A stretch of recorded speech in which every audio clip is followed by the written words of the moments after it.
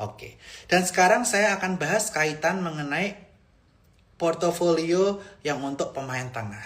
Pemain tengah ini sifatnya apa? Sifatnya cyclical, bisa digunakan untuk swing trading atau momentum trading. Tetap disiplin, ketika dia patah tren, kita harus siap untuk melakukan stop loss. Intinya seperti itu. Nah, saham pemain tengah. Seperti saya sampaikan, harga oil tahun lalu average 60-70 USD per barel. Tahun ini sempat menyentuh 120 USD per barel untuk Brent oil, dan sekarang Brent oil di angka 90 USD per barel.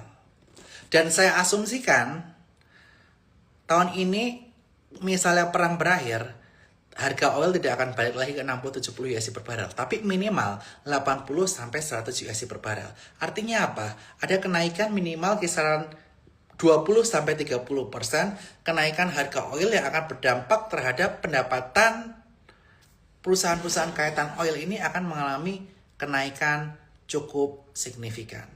Nah, oleh karena itu saham alfa kita atau saham pemain tengah kita yang bisa kita perhatikan sebenarnya adalah yang pertama adalah Raja. Nah, Raja ini perhatikan dua area support untuk lakukan akumulasi, yaitu 4.600 dan juga 4.370.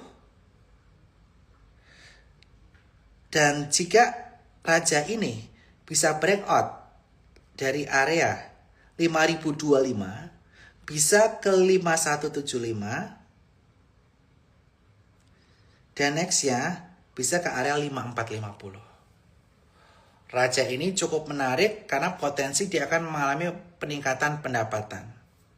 Apalagi anak usahanya ya ini Ratu yang merupakan upstream kaitan mengenai penjualan minyaknya.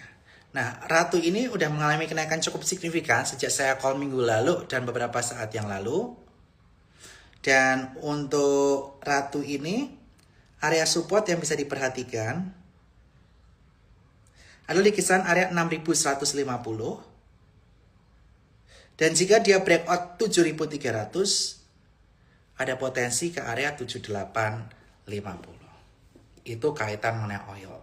Nanti saham-saham lain aku akan bahas terakhir ya, yang ditanya teman-teman di sini. Tapi nanti setelah semua saham beres saya jelaskan, nanti saya akan jelaskan dulu kaitan mengenai proyeksi IHSG secara spesifik esok hari ya. Oke. Kemudian saham pemain tengah lainnya selain Raja dan Ratu adalah